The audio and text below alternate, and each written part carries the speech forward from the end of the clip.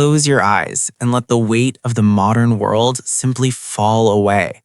Imagine the calendar pages turning backward, fluttering past decades and centuries until they settle into silence. You are opening your eyes to a pale, frosty morning in early America, somewhere around the year 1805. The darkness of the room is heavy, broken only by the faint gray light filtering through a window pane that has turned into a canvas of ice crystals. The air in the room is not just cool, it is sharp, a physical presence that greets you the moment you pull back the heavy wool quilt. It is a world where central heating is a dream of the distant future, and the only warmth to be found is the warmth you create yourself. Before you step out of bed onto the wide, rough-hewn floorboards, take a moment to ground yourself in this reality. This is Thanksgiving, but not the standardized, mass-produced holiday of the future. There are no football games flickering on screens, no parades marching down paved avenues, and no grocery stores open for last-minute ingredients. If you were truly here, waking up in your modern clothes, the sheer bite of the temperature might be a shock to your system. Insulation is merely sawdust and hope, and the wind has a way of finding every crack in the timber. But in this drift through time, you are safe, merely an observer settling into the slow, deliberate rhythm of a 19th century morning. You swing your legs out of bed, your feet meeting the cold wood, and you hurry toward the hearth. This is the heart of the home, the altar where the day begins. In the ashes, a few embers still glow a dull, deep red from the night before. You nurture them, feeding them dry kindling until the fire catches with a satisfying pop and hiss. The smell of wood smoke instantly fills the air, a scent that defines this era. It is the smell of survival, of comfort, and today, the smell of celebration. As the flames grow, casting dancing shadows against the plaster walls, you realize that the day ahead is not a sprint, but a marathon of steady, quiet labor. Step outside for a moment to gather wood. The door creaks on iron hinges, opening to a world painted in silver and white. The sun is just cresting the horizon, painting the sky in hues of pale lavender and cold steel. The ground is hard beneath your boots, crunching satisfyingly with every step. You can hear the sounds of the farm waking up, the lowing of a cow waiting to be milked, the ambitious crow of a rooster who believes he controls the sun, and the distant bark of a neighbor's dog echoing across the valley. It is a stark, beautiful silence, vast and empty in a way that the modern world has forgotten. Back inside, the house is beginning to stir. Thanksgiving in the early 1800s was a patchwork of traditions, varying wildly from the Puritan roots of New England to the social gatherings of the South. It wasn't a federal mandate yet, it was a local feeling. It was a day shaped by the harvest that had just passed, a collective exhale after months of grueling work in the fields. As the house wakes up, the kitchen becomes the center of gravity. You can feel the heat building from the great brick oven, a massive cavern of masonry that has been heating for hours. The preparation of the meal is a symphony of manual labor. There are no mixers whirring, no timers beeping. There is only the rhythmic sound of a knife chopping against a wooden board, the scrape of a spoon against a ceramic bowl, and the heavy thud of dough being kneaded on a floured table. The air begins to thicken with aromas that are heavy and rich. You smell sage and thyme, dried in bundles from the summer garden and now crumbled between fingers to season the stuffing. You smell onions sizzling in rendered fat, a savory base that promises comfort. And beneath it all, the sweet, yeasty scent of bread rising near the warmth of the fire. Let's wander toward the village market, a journey that many would have taken in the days leading up to this feast. The road is just a track of frozen mud rutted by wagon wheels. As you walk, you pass neighbors. In this era, community isn't just a concept, it is a lifeline. You see a farmer driving a cart piled high with firewood, the horse's breath huffing out in white clouds like steam engines. He nods to you, a silent acknowledgement of the season. The market itself is a bustle of activity, but it feels muted compared to modern commerce. There is no neon, only the colors of the earth, the deep orange of pumpkins, the purple red of beets, the dull brown of potatoes still dusted with soil. Here, the main event of the dinner is being decided. While the turkey is the icon we know today, in 1805, the centerpiece was a matter of opportunity and geography. You might see a family bartering for a goose, its dark meat prized for the rich fat that would roast potatoes to perfection. Others might be carrying a brace of wild ducks or a haunch of venison hunted in the nearby woods. The turkey, however, is present, wild, lean, and somewhat smaller than its modern descendants. Choosing the bird is a ritual involving inspection, negotiation, and a bit of local gossip exchanged over the wooden crates. Walking back from the market, the cold air nips at your nose, making the return to the kitchen feel like a warm embrace. The activity has intensified. The brick oven is now at peak temperature, ready to accept the pies. And oh, the pies! In the 19th century, pie was not merely a dessert, it was a food group. The table is lined with tin plates waiting to be filled. There is apple, of course, spiced with cinnamon and nutmeg that traveled halfway around the world to be here. There is pumpkin mixed with milk and molasses. But there is also mince pie, a dense, rich mixture of dried fruits and spices that was considered the true taste of the holiday by many. The women working the dough move with practiced efficiency, their hands dusted white with flour, rolling circles that are impossibly thin and perfect. As the morning bleeds into afternoon, the house begins to fill with people. Travel in the early 1800s was not a simple matter of hopping in a car. It was an expedition. Relatives arriving today have likely traveled for hours, perhaps days by wagon or on horseback, exposed to the elements. You can hear the arrival before you see it, the jingle of a harness, the crunch of wheels on the frozen drive. When the door opens, it is a flurry of cold air and warm greetings. Coats made of heavy wool, smelling of damp earth and horses, are shed and hung by the fire to dry. There is a profound sense of relief in these arrivals. To gather together was to defy the distance in the winter. You watch as grandmothers embrace grandchildren they haven't seen since the spring thaw. You see uncles shaking hands with nephews, asking about the harvest and the health of the livestock. It is a reunion grounded in survival and shared history. The house, which felt spacious in the quiet of dawn, now feels cozy and full. The noise level rises, a hum of conversation that covers everything from local politics to the price of grain. While the adults talk, the children are creating their own world. Without tablets or television, their entertainment is derived from imagination and the freedom of the day. They're underfoot, stealing scraps of dough to bake on the hearthstones, or running outside to play games in the frost until their fingers are numb. You might see a group of boys in the corner playing with a spinning top, or girls making dolls out of dried corn husks, giving them names and elaborate backstories. There is a specific, chaotic joy to their presence, a reminder that the holiday is as much about the future as it is about honoring the past.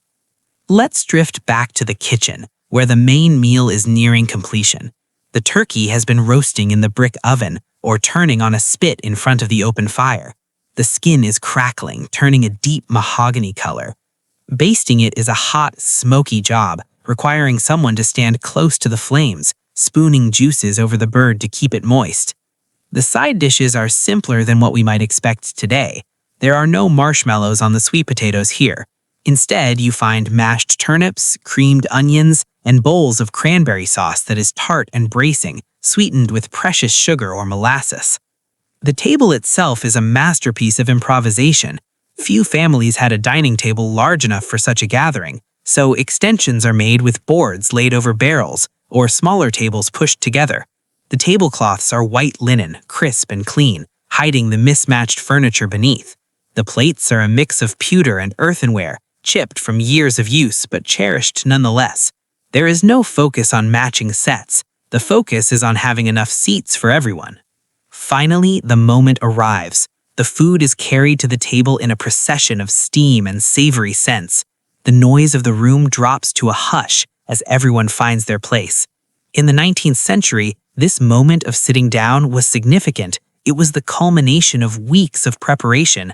A prayer is said, often long and heartfelt, acknowledging the blessings of the year, the crops that grew, the health of the family, the roof that held against the storms. The words hang in the air, weaving a thread of solemn gratitude through the celebration. As the meal begins, The flavors are distinct. The food is heavy, rich, and warming, fuel for the cold winter ahead. The conversation flows easily, passing dishes hand to hand. You notice that the social barriers of the outside world soften here. In the warmth of the candlelight, with a belly full of roast meat and root vegetables, the anxieties of 1805, the fragile economy, the hard labor, the uncertainties of life are temporarily held at bay. There is also a hidden layer to this day that often goes unnoticed. In the background, there are those who keep the machinery of the household running. If this is a wealthier home, servants are moving quietly through the shadows, refilling pitchers of cider and clearing plates. In smaller homes, it is the older children or the women who take turns leaving the table to tend to the fire or check on the next course. It is a reminder that comfort in this era was always the result of someone's hard work. As the daylight fades completely, the room glows with the soft yellow light of tallow candles and oil lamps.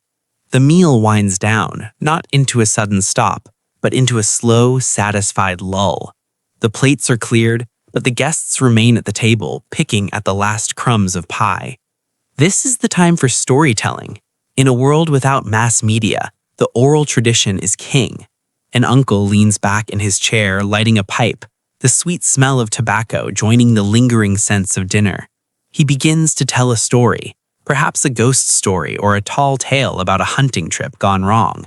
The children, eyes heavy with sleep and full bellies, lean in, captivated by the rhythm of his voice.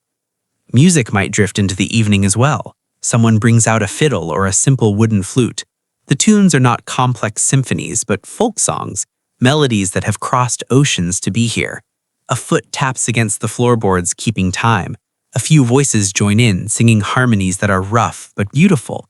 It is organic entertainment, born of the moment, binding the room together in a shared experience of sound and memory.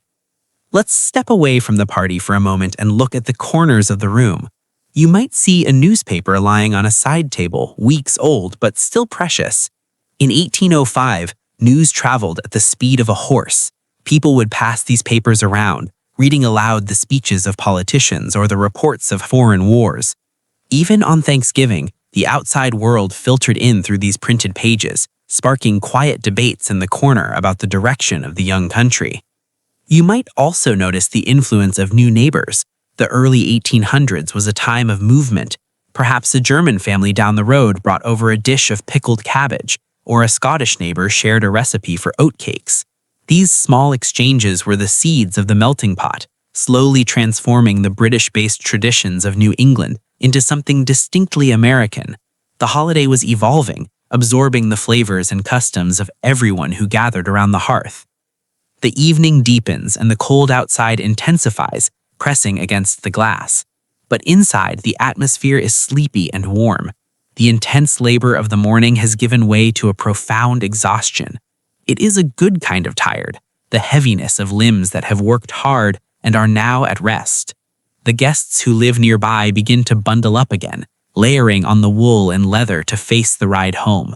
The goodbyes are long and lingering at the door, breath fogging in the lantern light. For those staying the night, the preparations for sleep begin. The house settles. The furniture is pushed back into place. The fires are banked, covered with ash to keep the coals alive for the morning. In the bedrooms, thick feather beds are fluffed. These beds are like clouds, sinking deep under the weight of the sleeper. The quilts are heavy, pressing down with a comforting security. There is no hum of a refrigerator, no traffic noise, no blinking LED lights. There is only the sound of the wind in the eaves and the settling of the timber frame. As you drift through this house, you feel the essence of the holiday in its purest form. It wasn't about the spectacle, it was about the break. It was a momentary ceasefire in the battle for survival that defined life in the 19th century. It was an acknowledgement that despite the frost, despite the hard earth, and despite the uncertainty of the future, there was still warmth to be found in the company of others. The final candle is snubbed out, plunging the room into darkness. But it is not a scary darkness. It is a velvety, restful quiet. You can imagine curling up under one of those heavy quilts, feeling the lingering warmth of the hearth radiating through the floorboards. The day is done. The harvest is celebrated. The winter is here. But for tonight, Everything is fine. Let your mind wander back to the fields outside, now silent under the moon. The corn stalks are dry and brittle, whispering in the breeze. The barn is warm with the heat of the animals sleeping in the straw. The world of 1805 is a slower world, a harder world, but a world with a steady rhythmic heartbeat. As we drift further from this scene, pulling back through the veil of time, take that sense of quiet with you. The sensory details of the day, the smell of sage, the heat of the fire, the taste of cider, the scratch of wool, the sound of the fiddle, blend together into a single feeling of peace. There's no rush to return to the present. You can stay here in this drift, floating in the space between waking and sleeping. The narrative of the day has ended, but the mood remains. It is a story without a cliffhanger, a journey without a destination other than rest.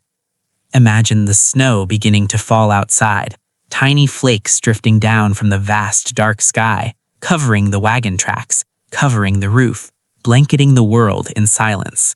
White is white. Quiet is quiet. The rhythm of the falling snow matches the slow rhythm of your breathing, in and out. The early American farmhouse fades into the distance, just a small point of warm light in a vast, dark landscape. It is a memory of a time that perhaps never existed exactly this way for everyone, but exists this way in our collective imagination, a place of refuge, a place of simple, unadorned gratitude. So, as you lie there, let the frost on the window pane be the last thing you see in your mind's eye, beautiful, intricate, and cold, protecting the warmth inside. The fire pops one last time, a final note in the symphony of the day. And then, silence, a deep, restorative, ancient silence that wraps around you like the night itself. Sleep well in this quiet history, and let the story end here in the gentle dark of a long ago winter night.